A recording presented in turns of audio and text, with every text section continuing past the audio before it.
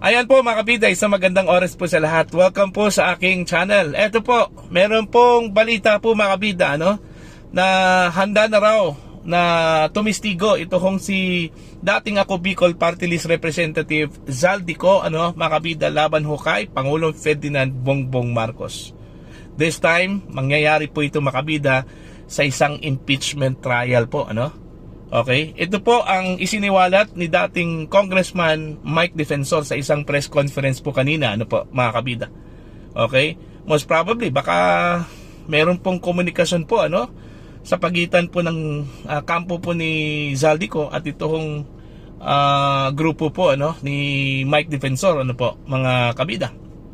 Okay, kung maalala po ninyo, meron ding komunikasyon din ito hong si Mike Defensor kay Orly Gutesa prior ho sa kanya hong testimony po dun ho sa Senado, mga kabida, Okay, so titingnan po natin to kasi ang sabi po ni Congressman Mike, handa raw itong si Zaldico na patutunayan po yung link at role po mga kabida ni Pangulong Marcos dun ho sa issue po ng kickback at saka corruption po sa flood control projects, mga kabida.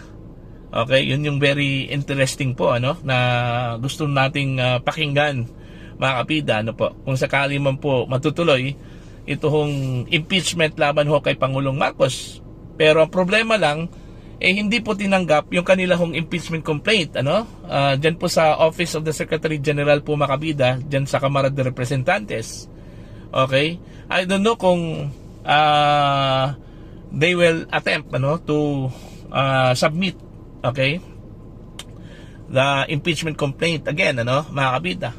Kasi po parang dudulog ata sila sa Korte Suprema dito ho sa ginawa po ng OSG na hindi po tinanggap yung kanila hong impeachment complaint dahil sa rason, mga kabida, na wala raw ito hong kanila hong head po ng opisina na si Secretary General Cheloy Garafil, nasa Taiwan daw po, mga kabida. Pero ang argument po ng kampo po ni Mike Defensor, pwede naman pong tanggapin po ito kung mayroon man po siyang subordinate po doon, yung kanyang mga staff. Okay, kagaya ho ng mga kaso dyan sa Office of the Ombudsman. Hindi naman talaga si Ombudsman Boying Remulyang personal na tatanggap dyan, mga kabida, kung meron man pong ifa-file na complaints, di ba? Mga staff lang po. Okay, ganun din yon doon po sa Kamara de Representantes. Kaya nga ngayon lang po nangyari po, mga kabida, ang isang impeachment complaint ay tinanggihan po, mga kabida, di ba? So anong ibig sabihin po doon? So most probably baka ayaw na po nilang mag-entertain po ng panibagong impeachment complaint, kasi pati daw itong impeachment complaint po ng Makabayan Block hindi rin tinanggap, mga kabida. So ibig sabihin iisang complaint lang po ang kanila hong in-entertain po ngayon. Ito hong complaint po, mga kabida, ni Attorney Andre De Jesus, nasabi po ng ilang mga kritiko basura daw yon. Dahil parang walang substance at wala ko sa forma daw, mga kabida. So madali lang daw ibasura po yon, po yung impeachment complaint po ni De Jesus, mga kabida. So sana kung pagbibigyan po ng pagkakataon po, mga kabida, itong impeachment complaint po ng kampo po ni Mike Defensor at ilang pang mga personalidad, kasi po kahapon po, mga kabida, nagtungo po sila sa Office of the Secretary General dyan po sa House, kasama po si dating Ilocos Governor Chavit Singson, po, mga kabida, at ito hong si dating Congressman Jing Paras. Subalit frustration yung kanila hong inabot kasi hindi nga tinanggap, mga kabida, So titingnan natin kung meron pang remedy po, kung pwede pang ihabol, mga kabida, yung impeachment complaint po ng mga Duterte allies against the President. Kasi ngayong Monday pa raw bumalik itong si Cheloy Garafil mula Taiwan, mga kabida. So most probably baka mag-attempt na naman po itong grupo po ni Mike Defensor po, mga kabida, na ihain itong impeachment complaint this coming Monday. Okay, kung hindi pa rin, tsaka siguro tsaka siguro sila pupunta po ng Korte Suprema po, ano, mga kabida. Kasi malinaw po sa saligang batas, ano, na wala hong kapangyarihan po ang OSG, ano, napigilan po ang impeachment complaint o di kaya ibasura o hindi po tanggapin ang isang impeachment complaint laban ho sa isang impeachable official po, ano, mga kabida. Kung maalala po ninyo, mga kabida, ano, nagpasabog ito hong si Zaldico laban ho dito kay Pangulong Ferdinand Bongbong Marcos, kay dating House Speaker Martin Romualdez, ano po, na sila daw yung nagkapera daw, mga kabida, ano, through kickbacks. Alright? Hindi lang po simpleng pera po, ano, mali-maliit ang pera eh. Okay? Una hong tumistigo dyan, mga kabida, ito hong si dating Marine Officer Orly Gutesa, ano, dyan po sa Senado. Subalit tila hindi po pinaniniwalaan ata yung naging testimonya po niya, no, mga kabida. Kaya nung lumabas ito hong si Zaldico, kinumpirma niya yung testimony po ni Gutesa, mga kabida, no, na talagang mali-maliit ang pera talaga, no, ang kanila hong binigay daw doon ho kay Martin Romualdez at maging kay Pangulong Ferdinand Bongbong Marcos.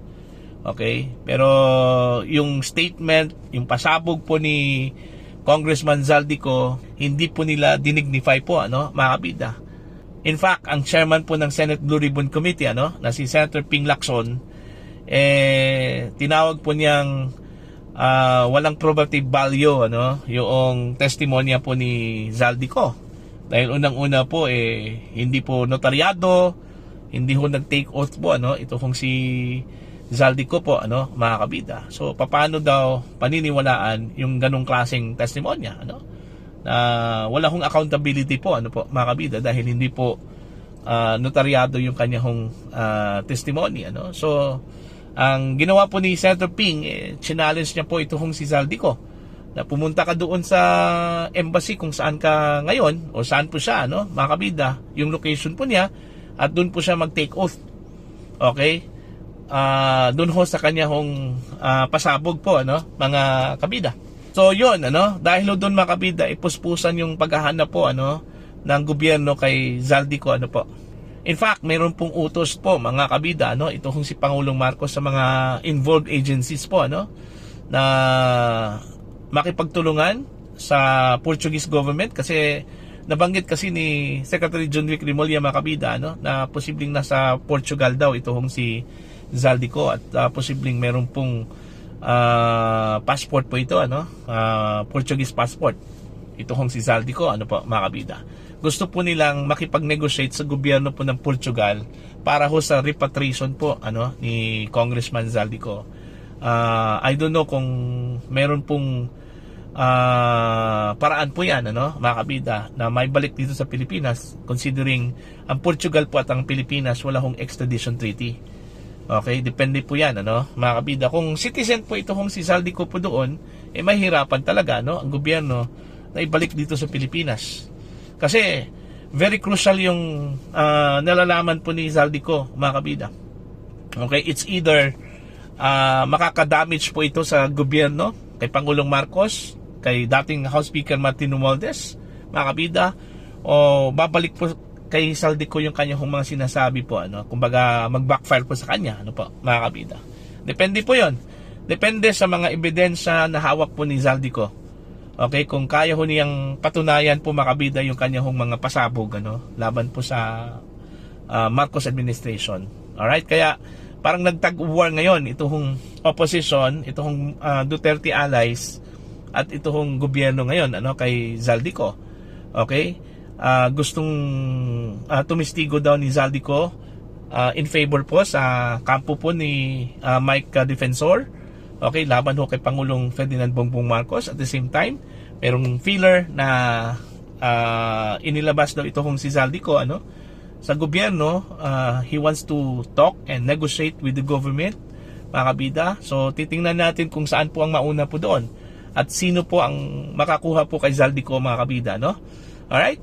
So yan na po, para po sa inyo opinion at pananaw.